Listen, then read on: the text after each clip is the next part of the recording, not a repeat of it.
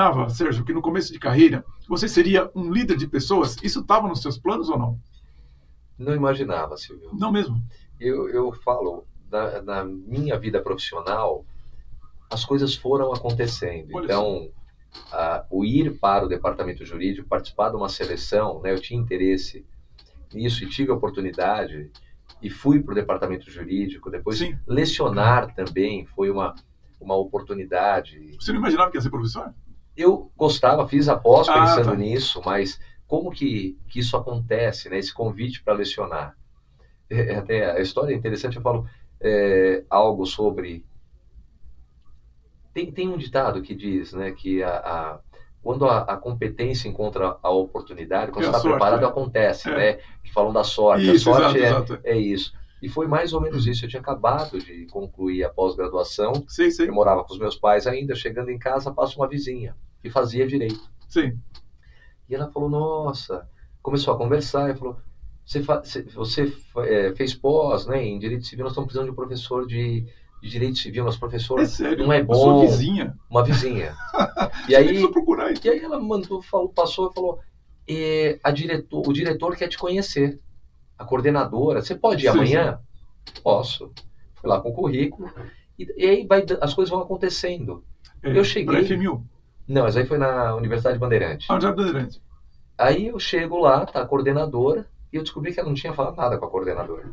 A coordenadora assim? me viu, só um minutinho, conversou comigo, gostou da conversa. Sim. Por acaso o diretor estava lá no dia, conversou comigo, falou, me aguarda um pouquinho, vamos conversar. Começaram as aulas, ele veio conversar, falou, você pode fazer uma substituição amanhã?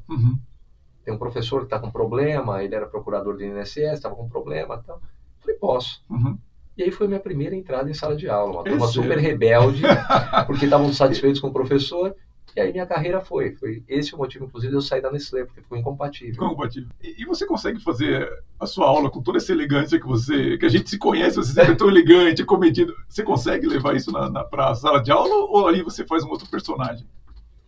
Eu acredito que vá dessa forma. Às vezes um pouco mais descontraído. Claro.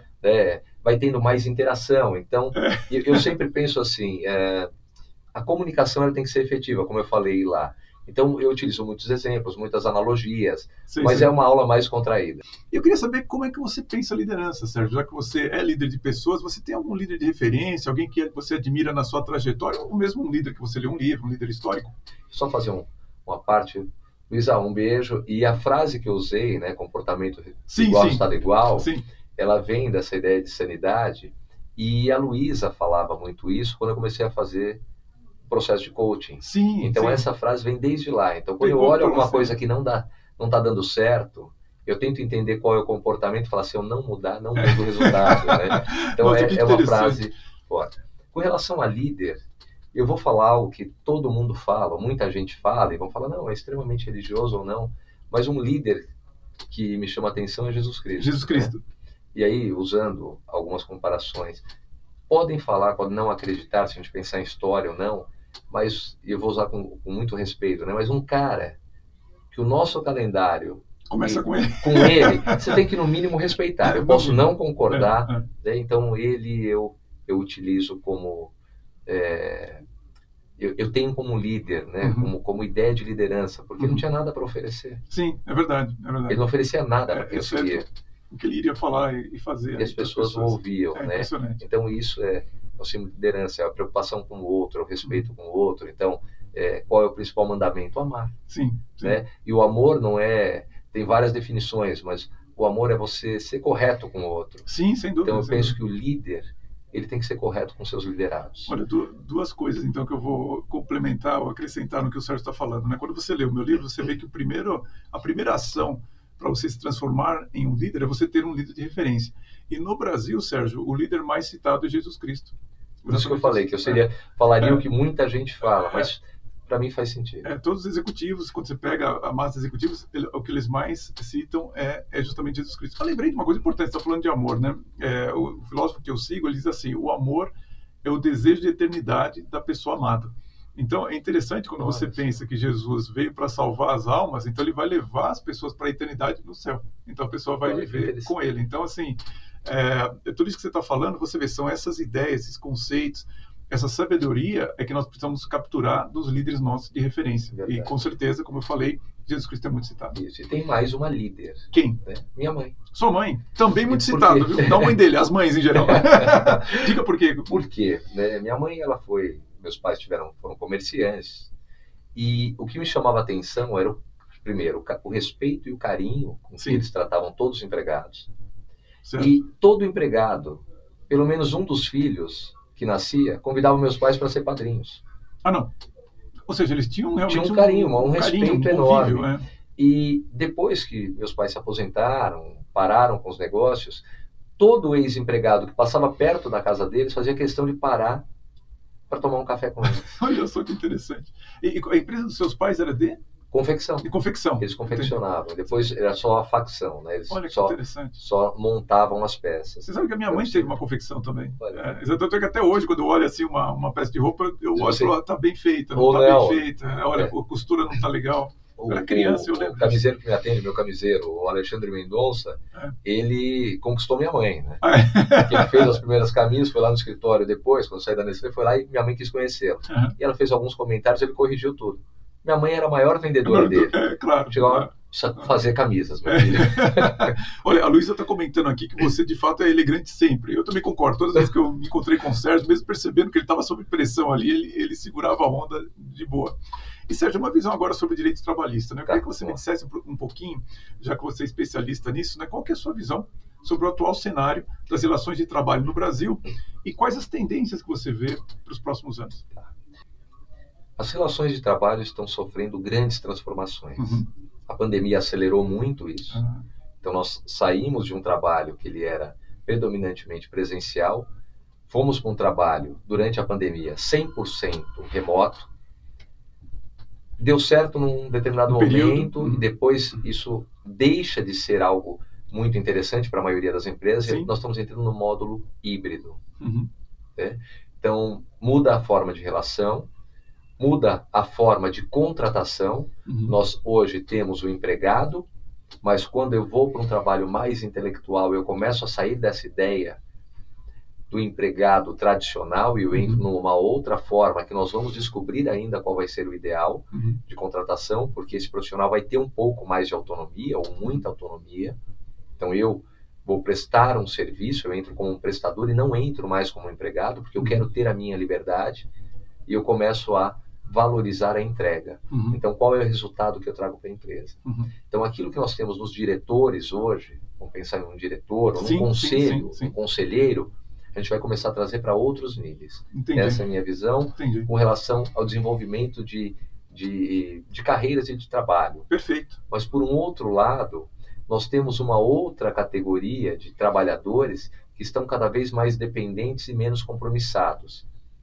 E isso vai gerar uma demanda no judiciário muito grande. Entendi. Então, o risco trabalhista das empresas tende a aumentar. Está aumentando. O que isso quer dizer que os trabalhadores são mais dependentes? Menos compromissado eu entendo, mas mais dependentes? Como dependentes, assim? Porque ele depende do salário, ele depende do benefício, ele depende do emprego e ele entende que o empresário tem que entregar tudo para ele. Entendi.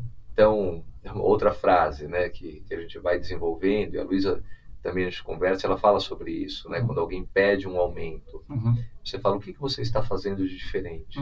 Nada. As pessoas têm uma noção mas de ela quer receber mais. Como se fosse um funcionário público, né, que ganha quinquênio, aquelas coisas todas, mesmo que ele não tenha feito nada de diferente no trabalho. Exato. É interessante então vai caminhar para um outro ponto. E com relação à formação, nós estamos criando um abismo muito grande. Né? Ou eu tenho uma formação sólida, e esse profissional ele vai ter um sucesso enorme, porque ele vai assumir responsabilidade. Ou eu vou entrar numa outra formação, e a gente fala que é aquele cara que não pode ser contrariado, que ele não tem resiliência, e ele se torna dependente. Entendi. Então vai criar um abismo tão grande, em que os líderes vão se destacar tanto, que a grande massa vai ser liderada, mas não com admiração, mas achando que o líder tem que fazer por ele. Como se tivesse invertido, né? Invertido.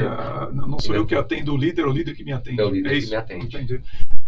E realmente, né, Sérgio, eu vejo da seguinte forma, eu acho que a gente não vai, eu não espero muito a solução para esse problema da academia tradicional. Eu acho que a gente vai fora da academia, nós vamos ter orientações, olha, quais livros lerem, como você se formar bem, porque até pelo viés que hoje domina as academias, as escolas e as faculdades, eu vejo que não há interesse nessa boa formação do estudante. E também não vejo, mesmo quando eu vejo investimentos de pessoas, muito dinheiro nisso, falo, essas pessoas não sabem como formar um professor, por exemplo. Né? Ninguém fala sobre esse assunto.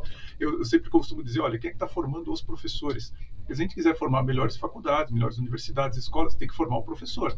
E essa formação dentro das universidades, ela vai estar sempre enviesada para onde está hoje. Então a gente precisa formar professores reais, né? Como começou a universidade, né? A universidade ela começa com pessoas interessadas em um tema que convida alguém sábio naquele tema e falar, quero ouvir você falar sobre esse tema. E as pessoas ouviam. Então, a gente vai começar a ter isso mais fora das universidades. Não vai ser mais dentro. Eu não acredito nisso, pelo menos. E hoje, eu já encontro empresários, ou filhos de empresários, que eles não estão mais indo para a universidade. Eu já vi isso também. Ele resolve empreender... E ele vai estudar o que pode acrescentar para o negócio dele. Você quer ver uma coisa? Você chegou a estudar latim na sua universidade? Não. Você vê, direito, né? Já, na sua época já não tinha latim. E eu, estudando filosofia, eu vi que o latim... Você sabe quem é o mandatório da latim? Toda a nobreza britânica. Você tem que estudar latim e estudar grego. Por quê? Porque você aprender latim e o grego ensina você a pensar. Não é para você falar. A ideia de estudar não é você aprender a falar, é você aprender a pensar. E a gente não tem essa noção, mas como assim? Tem que aprender a pensar? Você tem que chegar às conclusões e tal. E detalhe, ele desenvolve a sua razão mais até do que a sua lógica, porque todo mundo hoje é muito lógico, muito numérico e tudo mais. Mas a lógica é um subproduto da razão.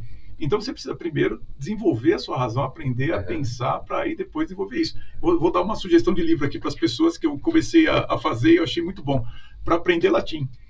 Nós temos o melhor livro de latim, acho que do mundo, escrito em português, que é esse aqui, de Napoleão Mendes de Almeida, chama Gramática Latina. Você não vai conseguir comprar esse livro em uma Amazon, no Saraiva já não existe mais, mas você tem que ir na estante virtual. E para minha felicidade, hoje esse livro está caríssimo, assim, ele está custando R$350. Um livro mas assim, eu comecei a estudar por ele, Sérgio, assim, um best-seller, assim, um negócio assim, uma obra-prima, realmente, assim, para você aprender. E é impressionante, porque eu comecei a estudar, e assim, eu estou no começo ainda, o livro, eu estou na página 65, 70, eu comecei a olhar e falei assim, engraçado, eu estou pensando diferente, sabe assim, quando você fala, mas peraí, só de você estudar o comecinho ali, você fala, olha, eu estou fazendo relações que antes eu não fazia, entendendo os contextos melhores e tal. Eu falei, engraçado, por que isso saiu das escolas? Não tem o menor sentido. Entendi isso ter saído. E aí, misturando até com o seu líder, que você falou que você admira, Jesus Cristo, você vê, eles primeiro tiraram o latim da escola, para depois dizer que tem que mudar a missa não pode ser em latim, porque ninguém entende latim. Eu falei, claro que ninguém entende latim. Você parou de ensinar latim, as pessoas não vão entender latim. Então, você percebe que existe toda uma conexão. Inclusive dos assuntos que a gente fala aqui, viu, pessoal? Lembra que eu fiz uma conferência há um tempo atrás, falando sobre o sistema financeiro internacional e o quanto que o fato de nós usarmos moeda fiduciária, ou seja, essa moeda que perde valor ao longo do tempo, faz com que nós tenhamos jovens, como o Sérgio muito bem destacou, dependentes do dinheiro. Porque ele precisa, assim, desesperadamente, esse tempo todo estar trabalhando, porque o dinheiro virou um gelo hoje, né? Ele vai perdendo valor. Então, os assuntos, eles têm essa conexão que é importante você fazer. Estudar latim ajuda muito a você entender as relações, as conexões entre as coisas. E para você ter uma ideia, olha, Sérgio, na minha área, uma vez eu peguei um CEO, ele era argentino. Sabe qual que era a reclamação dele? Que o executivo brasileiro falava muito e ele não conseguia sintetizar, não conseguia ser um pouco mais objetivo, mais lógico e tudo mais, né? E eu percebi que era um executivo, um CEO muito erudito. E eu me arrisquei ali, eu falei para ele, deixa eu dizer uma coisa, aqui no Brasil, infelizmente, nós não estudamos latim. E isso gera uma certa dificuldade na formação do brasileiro e, consequentemente, do executivo. Sérgio, ele fez uma cara e falou assim, eu estudei 9 anos de latim. Eu falei, caramba, eu imaginava que ele tinha estudado, porque ele falava de uma maneira que eu falei, olha só, ele fala de uma maneira bastante ordenada, de uma maneira assim muito lógica, muito correta e tal. Eu falei, esse cara, ele tem uma formação erudita diferente. Eu sei que isso não acontece em todas as classes sociais e muito menos em todos os países com essa mesma intensidade. Mas eu sei que países do primeiro mundo, enfim, eles realmente têm isso como formação. Então fica o convite para você comprar esse livro que eu falei e aprender um pouquinho de latim também.